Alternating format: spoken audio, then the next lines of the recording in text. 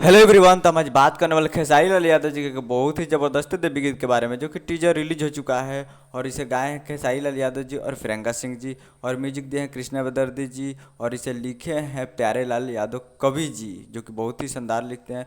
और इसमें फिट में है खेसारी लाल यादव जी और खुशी सिंह जी, जो कि आपको स्क्रीन के ऊपर दिखाई दे रहा है। जिस सॉन्ग का टीजर का टाइटल रखा गया है दुआरी अली एम आई, जी फुल वीडियो सॉन्ग का टाइटल है। और टीजर रिलीज हो चुका है, और फुल टीजर रिलीज हो चुका है सारे गामा हम भोजपुरी यूट्यूब चैनल पे। तो अभी तक आप लोग नहीं देखे तो जाकर सारे गामा हम भोजपुरी यूट्यूब चैनल पे फुल टीजर जाकर देख सकते हैं। और वीडियो सॉन्ग 27 तारीख को रिलीज हो रहा है। तो जाइए और जाकर इसे फुल टीजर रखो, प्यार दीजिए। तो जाइए और फिट में खेसारी लाल यादव जी और खुशी सिंह जी।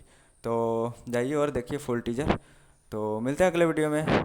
उससे पहले हमारे चैनल पर नए हैं, चैनल को सब्सक्राइब करके बेल आइकन प्रेस कर दीजिए, ताकि ऐसे खेसारी लाल यादव जी के लेटेस्ट न्यूज लाते रहें। तो मिलते हैं अगले वीडियो में।